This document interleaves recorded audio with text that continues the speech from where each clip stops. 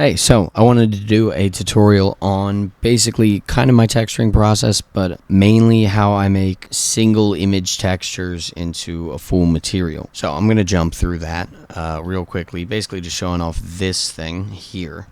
One of the things that's important about it is modeling. You can't really... Here, let me make just a plane or something, and I'll give it my wood material. And, you know what, I'll give it a new material entirely. But using the same wood texture. If I grab this and say I want to make a dock like this, and I go find my wood, and I just throw, I believe it's this one, we'll use this one, and I just throw this wood texture on top of it, it doesn't really look that great. And even if I scale it nicely and everything, this is still going to look unrealistic because the wood's perfect and it doesn't really fit the vibe of the texture. So an important part of everything is modeling. What I did here, each one of these planks is an individual plank. They're randomly extruded out further than each other and stuff like that. Another thing, it's really easy to go too thick with your models and too large. So one, have a scale reference. I have in my asset browser this guy called my dude, and I put my dude into pretty much all of my scenes as a scale reference so that I can see how big something is when I'm working on it. Anyway, that's good for textures as well. But let me go into the shader editor, and I'm just gonna get a new material, and we use the exact same material over here. Go into my textures, find the wood texture, and I'm gonna use this one. So we have pretty much the exact same model, and in truth that actually is not the correct texture. I believe it's this one. Yeah, there we go. So we have pretty much the exact same model. Now, there's a lot of things that I need to do in order to make this look better. Right now it looks okay, and that's because I've done a lot of the legwork with the modeling, but there's a lot of ways this could be improved. One of them is very quickly, right off the bat, add in a bump node, and we're just going to make a single image material. So this is the only image that's going to go into this. I'm going to plug the color into the height of my bump node, plug the normal into the normal, and that's going to make this thing a little bit bumpy. Now, it's a little bit too bumpy. Wood doesn't really look like this. So one important thing to do, always change your distance. Right now it's supposed to be jutting out 1 meter. That's way too big. Maybe 10 centimeters is an okay amount, and instantly that makes things look better.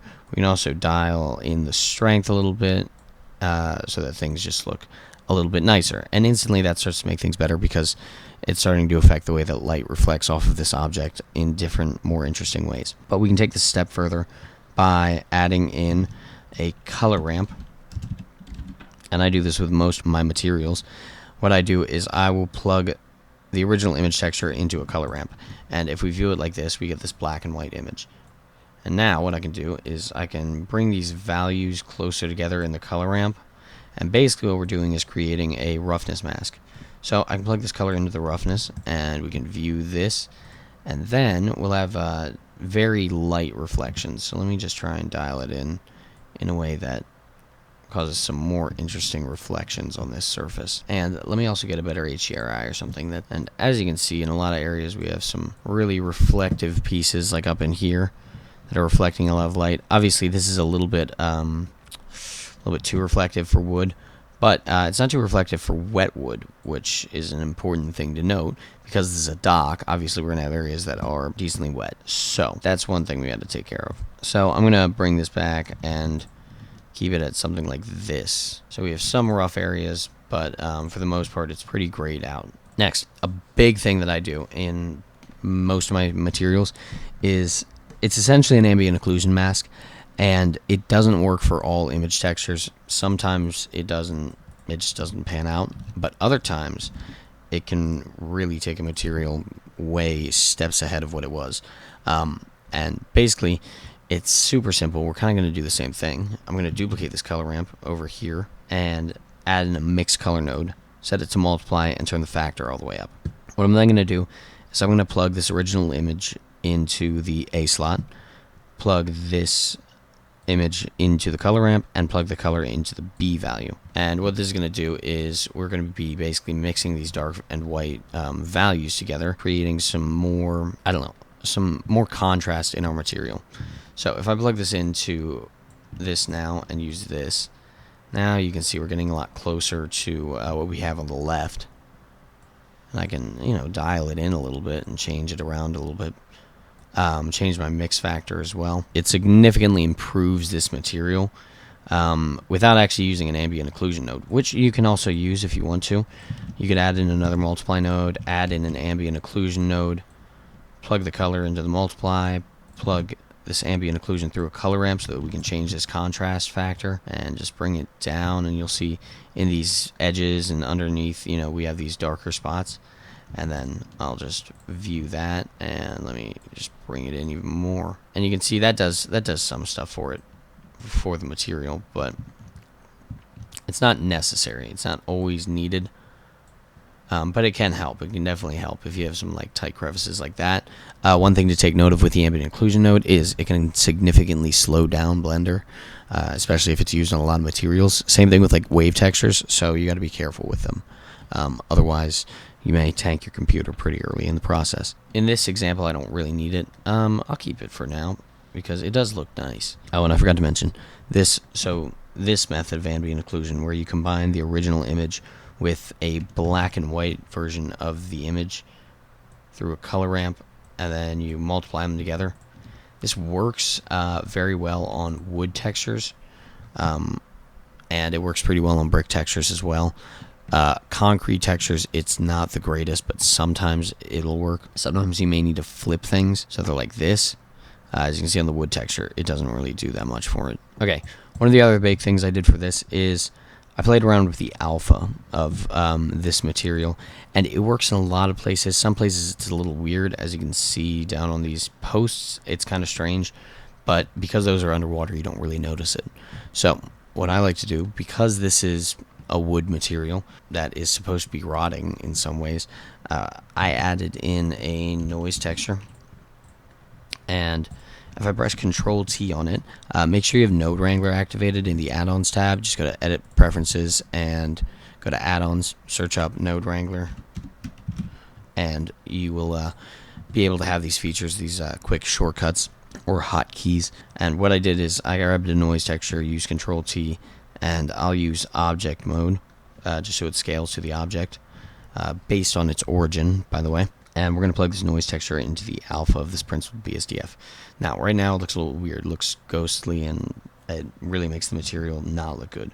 But if I duplicate my color ramp, I can use these black and white values to control the noise texture. Now, what I'm going to do is I'm going to change it to constant, so there is no fall off. Basically, it doesn't blend together. It just is a hole or it's not a hole.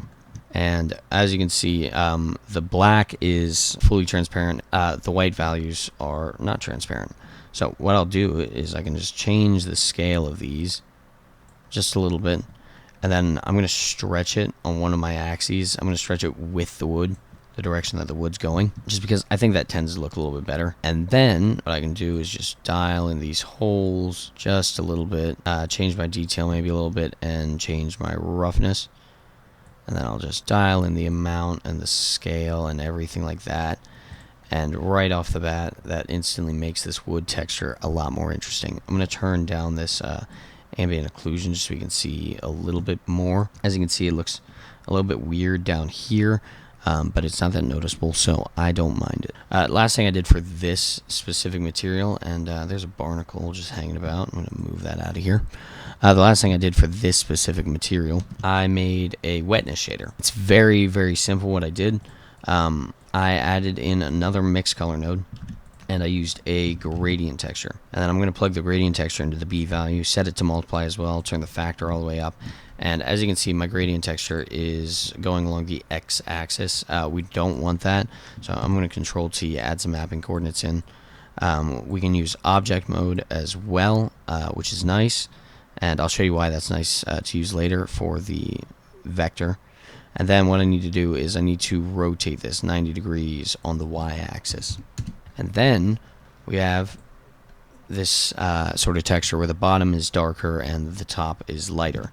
Now I'm going to plug this through a color ramp first so that I can dial things in a little bit like this and make kind of a harsher fall off. And next what I'm going to do is I'm going to use this through my multiply node. As you can see, this is pure black down here. If I multiply it, which isn't necessarily a problem, it's a little bit less than realistic, so I might turn it down a little bit.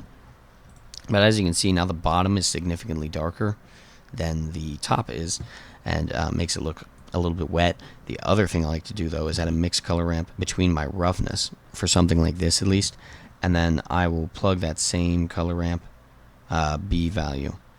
Or, yeah, I'll plug that color ramp into the B value of the roughness, but then turn the mix factor all the way up while it's set to multiply still. And what that is going to do is make this part of the material fully reflective. A light hits it, it's going to look a lot more wet than if there's no light at all. And yeah, that is pretty much what I did here. This one, the reason I chose object mode is because you can attach this sort of wetness shader to an empty, and you know, you could change the tide, the level of the tide very quickly. Obviously, I don't really want to go much higher than where this dark line already is on my shader. I'll bring it up to here and say it's the tide's going out. This is still dark, but the water line is a bit lower than it was before. And in this case, maybe I'll change the mix factor between these two things, so it's a little bit less harsh. But you can do the same thing with like Voronoi texture and stuff like that. I did that to create some quick and dirty barnacles on these beams. So as you can see, that just makes some random quick barnacles on it. And there's just a lot of ways that you can improve textures by layering over them. You don't have to worry about using a PBR texture. I mean, it's great to have. It's a very nice thing to have, but there's no reason you can't use this kind of stuff. And just to show you how like important modeling is, if I even put this wood beams texture onto here, it doesn't look great. You know, even still, let me flip these around so that the beams are following a little bit, R90, and I'll just do that so they're repeating. It's still it's not doing enough. So you need to take care and take some time in modeling if you want to make good props and assets, but also spend some time on your materials and, you know, put the work in to make it look very nice, because at the end you'll be a lot happier with the results, and at the end you can also give them away and, you know, not be embarrassed about it. You can upload it to Sketchfab or wherever you need. The other great thing about this is you don't have to, like, I'll probably never have to make a dock again, at least a dock like this, because I already have a very good dock made up. It's a great model. It's got some great looking materials on it, and yeah, I don't have to remake it every time I need a dock. I can just download it into my asset browser, drag and drop it into my scene. It's just very nice to have. So anyway, that is all I wanted to say. I hope you guys enjoyed the video, and yeah, I shall see you all later.